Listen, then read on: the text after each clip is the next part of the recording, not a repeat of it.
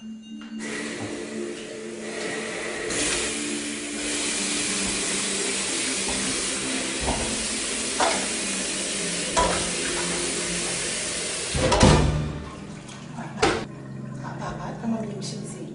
wouldn't man in school. Ah, a dear one of me. A dear damn common and maybe new. Ah, Papa, so you have to watch him and what him. A dear will tell me, will be a team call. Now, what you mean is in your couple soon. What was I would say? Papa, in the Pecuni, where are we ahead? Nipa kitty man Polly with whom to move on. I mean, I'm between Miss Rona, but tell me what it. and you may be catch. So, I'm not bad. So, one could not. What have I make? The first time down.